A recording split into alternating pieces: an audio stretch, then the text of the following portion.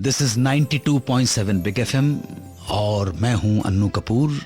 अपने वादे के मुताबिक हाजिर हो जाता हूं आपका मन बहलाने उस प्रोग्राम में जिसका नाम है सुहाना सफर विद अन्नू कपूर।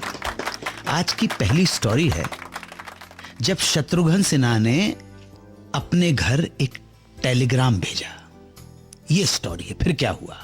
फिर चर्चा एक विदेशी फिल्म की जिसका टाइटल है एन्चांटमेंट और इसको कॉपी करके कौन सी हिंदी फिल्म बनाई गई। उसके बाद स्टोरी मनहर उदास की। दिल ने फिर याद किया, मैं आज दिल याद करेगा अभिनेता कुलभूषण खरबंदा को। 5वें नंबर पर होगा हमारा नया सेगमेंट जिसका नाम है रिश्ता पक्का है। इस बार जिन दो फिल्मी हस्तियों का फैमिली कनेक्शन हम ढूंढने की कोशिश करेंगे वो नाम है करण जौहर और रानी मुखर्जी। प्रोग्राम के अंत में होगा लिसनर्स क्वेश्चन जिसमें जवाब दूंगा भुवनेश्वर के एक श्रोता का। लेकिन इन सबसे प्रथम होगा शुभारंभ आज के कार्यक्रम का इस मधुर गीत के साथ। Welcome back to 92.7 big FM. Shatrughan Sinha उन दिनों पूना फिल्म इंस्टीट्यूट में पढ़ रहे थे। छुट्टियां हुई तो घर जाने के लिए ट्रेन की टिकट बुक करवाई। यात्रा के कुछ दिन पहले शत्रुघ्न सिन्हा को ध्यान आया कि घर में तो बताया ही नहीं कि आ रहे हैं। समय कम था तो इन्होंने चिट्ठी की जगह एक टेलीग्राम भेज दिया घर पे, आ रहे हैं।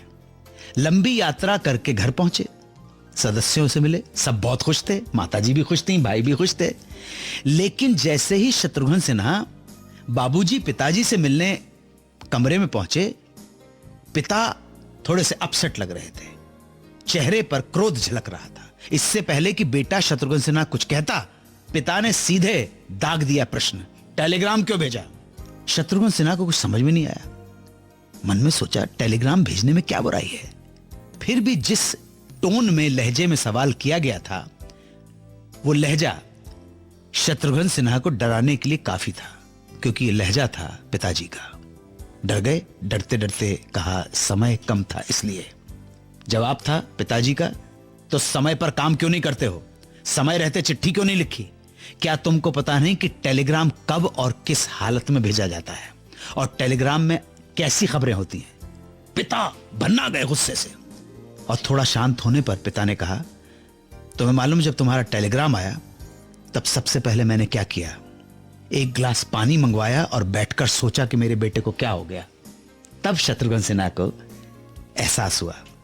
वो समझ चुके थे कि जमाना ऐसा है कि नादानी हो गई है और पिताजी को बाबूजी को किस तरह की मानसिक वेदना से गुजरना पड़ गया।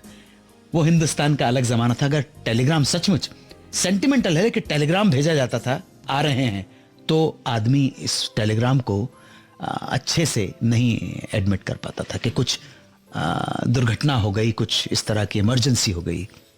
हिंदुस्तान देखा। Welcome back to 92.7 big FM. अब चर्चा एक विदेशी फिल्म की जिसका टाइटल है एन्चांटमेंट। लार्क के पेरेंट्स की एक हादसे में मौत के बाद मिस्टर डेन उसे अपने घर ले आते हैं। घर में वो लार्क का परिचय अपनी बड़ी बेटी सलीना और दोनों बेटों से करवाते हैं जिनका नाम है पेलहैम और रोलैंड। सलीना को घर की नई सदस्य लार्क जरा भी पसंद नहीं है। उसे धीरे धीरे यह लगने लगता है कि लार्क की वजह से ही उसके पिता और दोनों भाई उससे दूर हो गए हैं। आगे पिता के गुजर जाने के बाद सलीना उसे घर के नौकर की तरह ट्रीट करती है। सलीना के दोनों भाई अपनी बहन के इस व्यवहार के खिलाफ हैं, मगर बड़ी बहन के आगे कुछ बोल नहीं पाते। बड़े होने पर रोलैंड और लार्क को एक दूसरे से प्यार हो जाता है। पेलहैम भी लार्क से अपने प्यार का इजहार करता है, मगर जब उसे भाई रोलैंड और लार्क के प्यार की जानकारी होती है तो वो रास्ते से हट जाता है। रोलैंड और लार्क एक होना चाहते हैं, मगर सलीना नहीं चाहती है कि उसके भाई की शादी लार्क से। वो दोनों के बीच गलतफहमियां पैदा करके, मिसअंडरस्टैंडिंग करके दोनों को अलग करने में सफल हो जाती है। जब तक रोलैंड को सच्चाई का पता चलता है तब तक बहुत देर हो जाती है। लेकिन सच जानने के बाद रोलैंड अपनी बहन सलीना का घर छोड़कर चला जाता है। इसी फिल्म को कॉपी करके हिंदी में भी एक फिल्म बनाई गई थी जिसे डायरेक्ट किया था AR कारदार ने। कलाकार थे राज कपूर, सुरैया, वीणा, अल नासिर इत्यादि। 1950 में आई ये फिल्म थी दास्तान। 92.7 बिग FM पर आप सुन रहे हैं सुहाना सफर विद अनु कपूर। एक कमर्शियल ब्रेक के बाद सुनाऊंगा मनहर उदास के ब्रेक का किस्सा, turning point of singer Manhar Udas. आप सुनते रहिए 92.7 बिग FM पर Suhana Safar with Anu Kapoor. Welcome back to 92.7 big FM। Manhar Udas उन दिनों बंबई के एक टेक्सटाइल मिल में नौकरी किया करते थे। दिन भर काम करना मिल में और शाम होते ही फेमस स्टूडियो पहुंच जाना और देर रात तक कल्याण जी आनंद जी भाई को रिकॉर्डिंग में असिस्ट करना। दिन रात की ये मेहनत बहुत कष्टदायक थी, लेकिन ख्वाब था कि कोई ब्रेक मिल जाए एज ए सिंगर। इसके लिए वो हर कष्ट सहने को तैयार थे। ऐसी मेहनत मशक्कत करते हुए महीनों बीत गए, लेकिन अभी तक कामयाबी ने अपने दीदार नहीं दिए थे। बस कभी किसी सिंगर के लिए स्क्रैप रिकॉर्ड कर लिया तो कभी किसी गाने के कोरस में खड़े हो गए। इसी तरह से जिंदगी चल रही थी। ऐसे ही एक बार की बात है, एक गाना कल्याण जी आनंद जी को अर्जेंटली रिकॉर्ड करके देना था, लेकिन मुकेश जी की तबीयत ठीक नहीं थी जिनसे ये गाना गवाना था। तो कल्याण जी भाई ने मनहर उदास से कहा, ये गाना अभी तुम्हारी आवाज में रिकॉर्ड कर देते हैं, बाद में इसे मुकेश जी से डब करवा लेंगे। और इस तरह वो गाना रिकॉर्ड करके मनहर उदास भाई की आवाज में भेज दिया गया। अब आई बारी एक्चुअल रिकॉर्डिंग की। मुकेश जी को भेजा गया। मुकेश जी ने मनहर उदास की आवाज में वो स्क्रैप रिकॉर्डेड गाना सुना। मतलब स्क्रैप रिकॉर्डिंग मतलब मैंने गा दिया, इसी तरह से आप गा दीजिए अपनी आवाज में। जब मुकेश जी ने ये सुना तो उन्हें इस लड़के की आवाज बहुत भा गई। उन्होंने कहा, जिस किसी ने भी गाना गाया है बहुत अच्छा गाया है, इसलिए मेरी आवाज में इसे रिकॉर्ड करने की कोई जरूरत नहीं है, आप इसी लड़के से गवाइए। और इस तरह ये गाना मनहर उदास की आवाज में ही रह गया, जो उन्होंने जो डब किया था। और प्रोड्यूसर डायरेक्टर कल्याण जी भाई ने सोचा था कि बाद में मुकेश जी से डब करवा लेंगे। मुकेश जी के कहने पर वो गीत मनहर उदास की आवाज में ही रह गया और इस तरह मनहर उदास को मिला उनके जीवन का पहला ब्रेक। वेलकम बैक टू दिल ने फिर याद किया। आज दिल याद करेगा प्रसिद्ध अभिनेता कुलभूषण खरबंदा को। आप सुनते रहिए सुहाना सफर विद अनु कपूर, सिर्फ 92.7 बिग FM पर। Welcome back to 92.7 big FM। दिल ने फिर याद किया। आज दिल याद करेगा प्रसिद्ध अभिनेता कुलभूषण खरबंदा को। कुलभूषण खरबंदा का जन्म 21 अक्टूबर 1944 को हसन अब्दल में हुआ था। यह शहर गुरुद्वारा श्री पंजा साहिब के लिए भी बहुत प्रसिद्ध है। विभाजन के बाद इनका परिवार भारत चला आया। आरंभिक शिक्षा इनकी जोधपुर, देहरादून, अलीगढ़ और दिल्ली में हुई।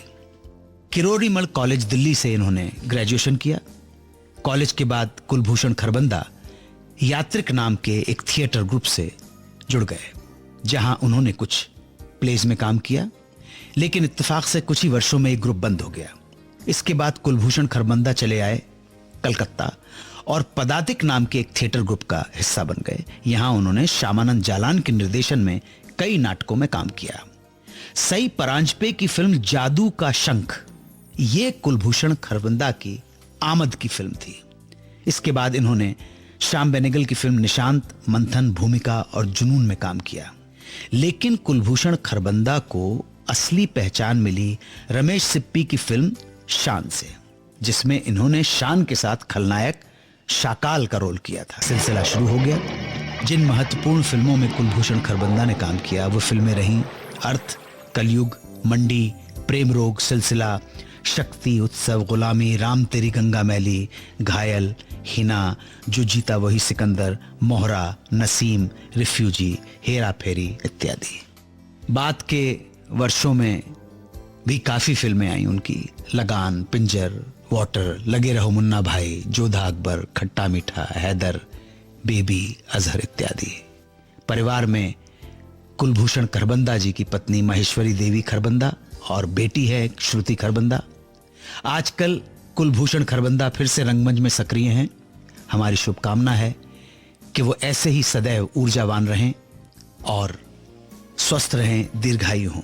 आज हमने कुलभूषण खरबंदा को दिल ने फिर याद किया, मैं याद किया। अगर वो हमारा कार्यक्रम सुन रहे हों तो हमारे प्रणाम स्वीकार करें। ब्रेक के बाद होगा हमारा नया segment Suhana Safar with Annu Kapoor में रिश्ता पक्का है, फैमिली कनेक्शन। तो क्या है फैमिली कनेक्शन रानी मुखर्जी का करण जौहर के साथ, ये बताऊंगा एक छोटे से ब्रेक के बाद। आप सुनते रहिए 92.7 बिग एफएम पर सुहाना सफर विद अन्नू कपूर। आप हैं 30 minutes ad free non stop music के बीच। 30 minutes non-stop music. सिर्फ 92.7 बिग एफएम पर। गाने जो हिट थे हिट रहेंगे। Welcome back to Suhana Safar with Annu Kapoor. रिश्ता पक्का है, फैमिली कनेक्शन। रिश्ता चाहे किसी आम का हो या खास का, रिश्ते कभी नहीं छूटते। कई हमारे ऐसे रिश्ते होते हैं जिनको हम छोड़ चुके होते हैं और कई हमारे ऐसे रिश्ते होते हैं जिनके बारे में हम जानते भी नहीं हैं।